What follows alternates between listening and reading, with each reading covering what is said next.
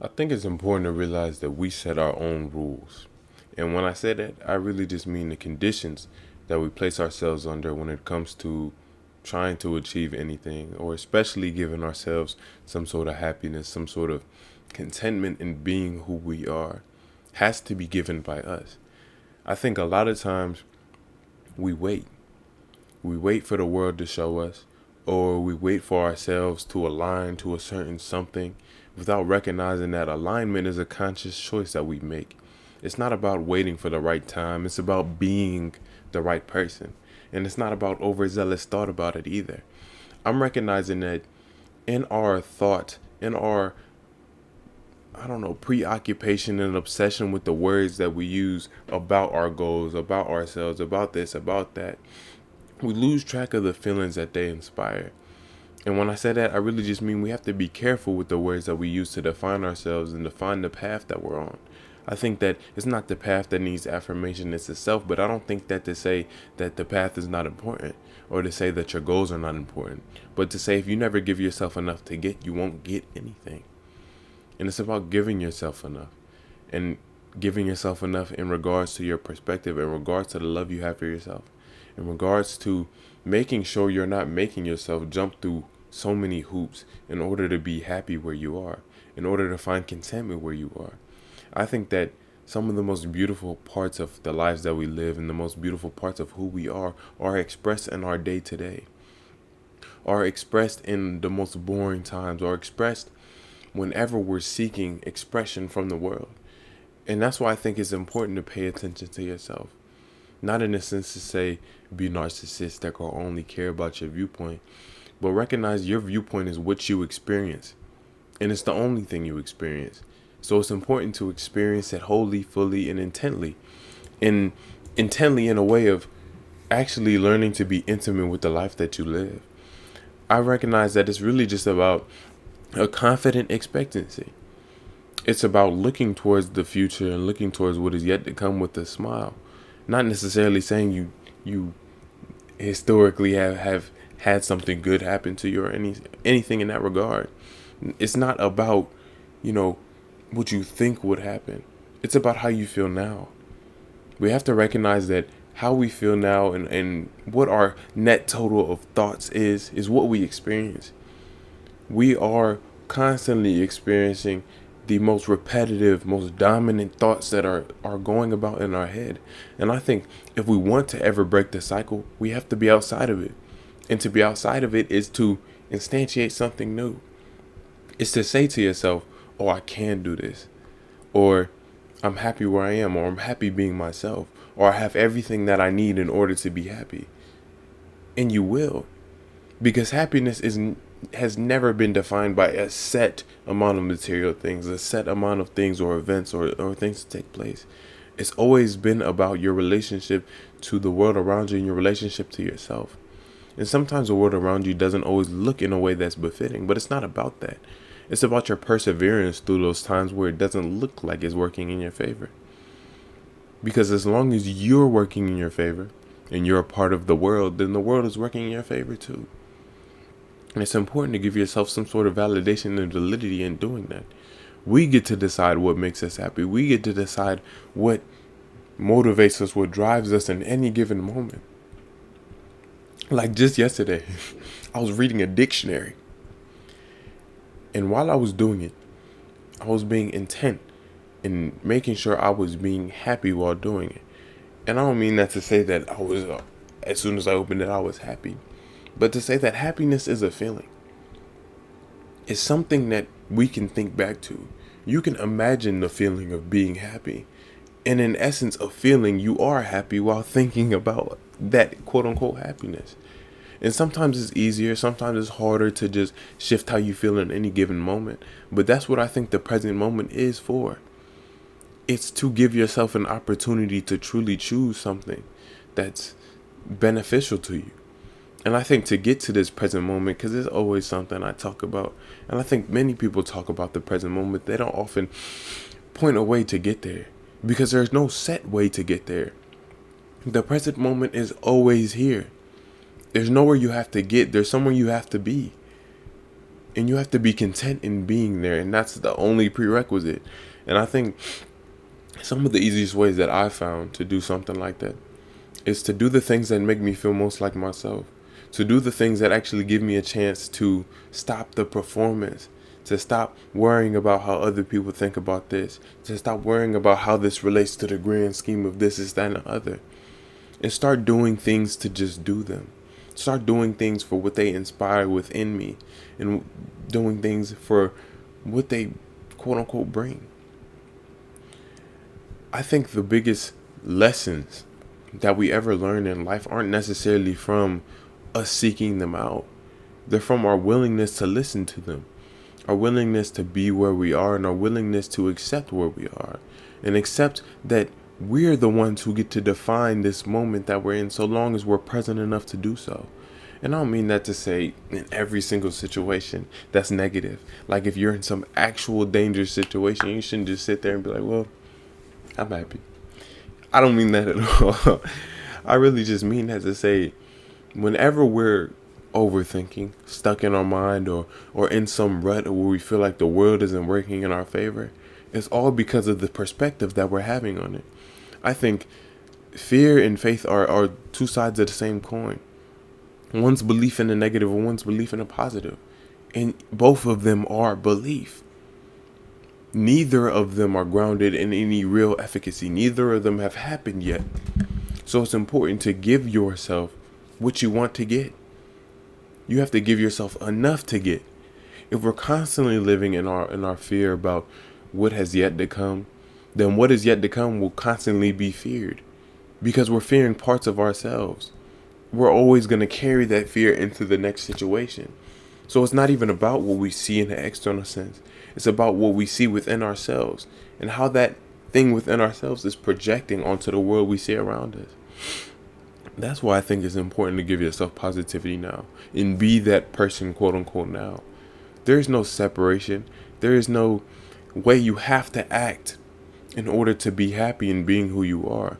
But what I do recognize is if we are happy and content in being who we are, and if we actually ground that happiness in just feeling good about our conduct or feeling good about who we are on a baseline, regardless of whatever we do, then the actions that we actually follow with will tend to be positive in nature.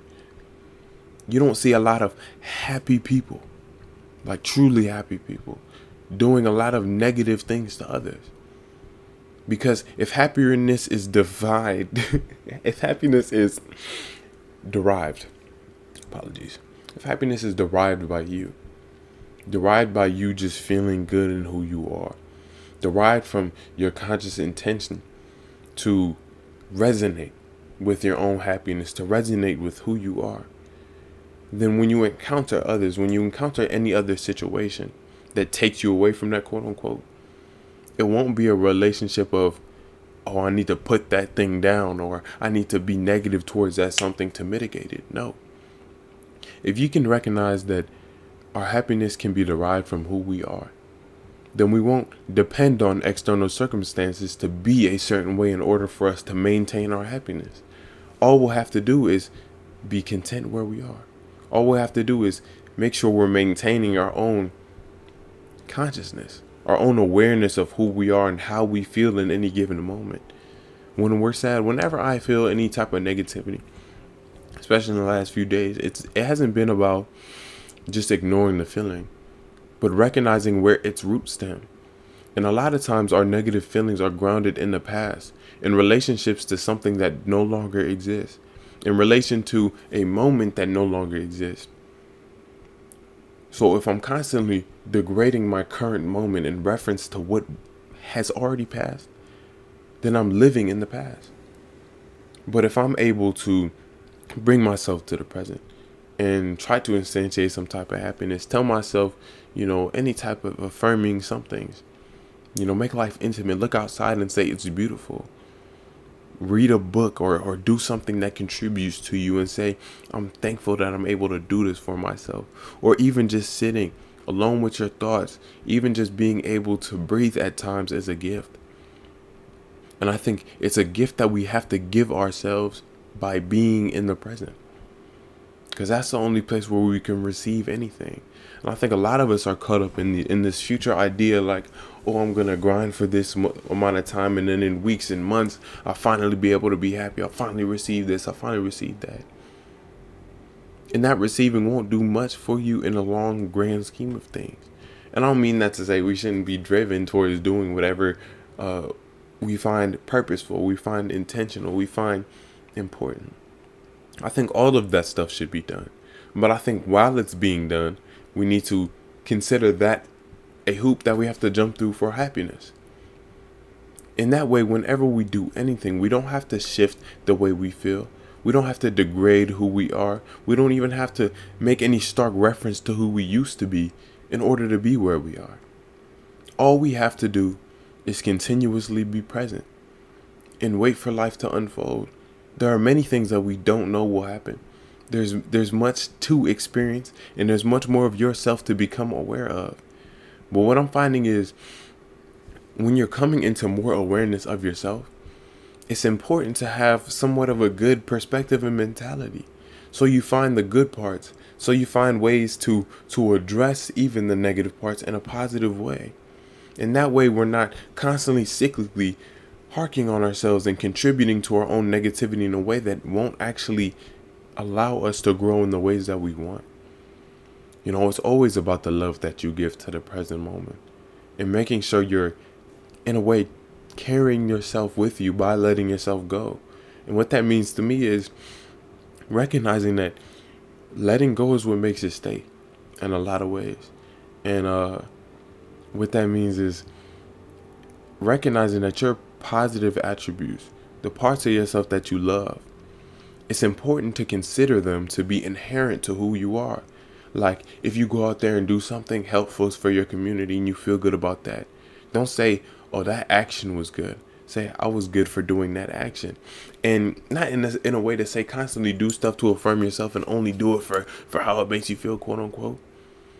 But if we learn to vest certain actions within a feeling that's rooted in who we are, then we're constantly going to do those actions because that feeling is a part of who we are.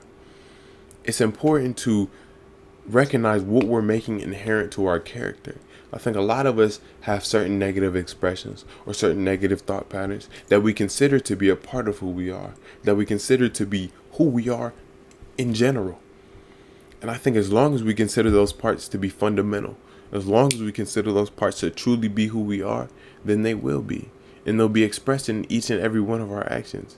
But the second that we allow ourselves to exhibit some type of positivity, or allow ourselves to say to ourselves that who we are is a good, is a positive thing, and act in accordance to that, the sooner that we actually see it in the world. Not necessarily just through our actions, but our interpretation and what the world brings to us. I think when you expect nothing, you gain everything. And I don't mean that in a way to say that you have to think nothing is going to work in your favor. But you have to work in your favor. And let the world do whatever it wants. And if you can derive your positivity and your happiness from your own work in your favor, from your own contributions to your own happiness and your own self-work and your own self-love, then the world around you will have no choice but to show you that happiness. Because it won't be about what you see in the external world. It'll be about what you see within yourself. And if all we ever do is project our internal feeling onto the external world, then we're going to see that beauty outside of us too. Because beauty never escapes the moment we do. And if we are to see any beauty in the world, if we are to see any value in anything outside of us, it's value that we give to it. It's beauty that we give to it in a way. And if we're feeling that beauty, if we're feeling that happiness, then it's a part of us too. And giving yourself the happiness that you experience from the world, and giving yourself gratitude and beauty and the positive aspects of life, we experience life in that way. And that's what our life becomes. To say you make the rules is to say we're the only ones that can truly bind us. It's always our mental capacity that contributes to a lack in the world. Because We will always lack as long as we have more to gain. But it's not about constantly looking at the things that you lack. It's about looking at what you currently have. It's about appreciation for what you currently have and appreciation for what is yet to come. It's not about detailing exactly what's coming your way, even though sometimes that is a good thing. It's just about being appreciative where you are. And if that takes you, like for example, I'll say what I do. Like when I'm thinking about my goals, I try not to just daydream and doze off and live in my mind about them. I try to be present where I am. Imagine how I would feel in a future sense of the word, future sense of whatever it is I'm yet to have. And I feel that where I am. And I carry that with each and every one of my actions. Because it's not like your graduation was decided in that one day you graduate. It was decided in each and every one of the steps that you made towards that certain something. You were always the right person to graduate. Otherwise, you would never get to that final point. And when it comes to our goals, we have to recognize that we're always the right person. It may not display itself to us from the world, but that's not what's important. What's important is you showing the world it. Sometimes we have to show the world exactly what we want. Not necessarily through a picture, not necessarily just through our words, but our actions, intentions, and especially our feelings. And if we learn how to be happy, then we're sort of showing the world that we're already sufficient. And it's not saying, don't give me more. It's not saying I don't need anything more. But it's to say that when you are learning to be content with what you have, everything that you lay on top of it will be a gift. And I think all of the world loves a winner. I think when we learn how to be appreciative of what we have, we always get more things to appreciate. We always attract what we are. And if what we are is gratitude and happiness and love for what we currently have, then we're going to have more stuff to have, quote unquote. And I think if we constantly hark on ourselves and think about the negative aspects of this and live in negativity, then that's all we're going to see. If we constantly think that life is going to take away all our money, take away all our happiness, all this, all that, then all we're going to see in the world is opportunities for it to do so. It's always about the conditions that you set yourself to and what you think will do this and what you think will do that. Sometimes you have to tell yourself what it will do for you. Sometimes you have to work out and put a smile on your face for doing it. Not for how you look in any given moment, but for doing it. That way, when you do it, you continuously do it. And it's not about how it looks.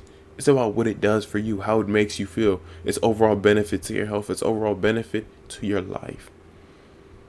And if we learn how to do that, then we won't ever have to wait for a right time to be happy. We won't ever have to wait for a circumstance to be happy. We will only have to wait for ourselves. Wait for ourselves to be present. Wait for ourselves to be conscious enough to recognize when we're taking away from ourselves in terms of our negativity, in terms of our outlook in the current situation in our current life. All that to say, thank you very much. I really do appreciate each and every one of you, and I hope you guys are taking care of yourself and doing what you can with what you have. And yeah, keep being great. Treat yourself like a friend. A lot more on the way, a lot more already here. Before I forget.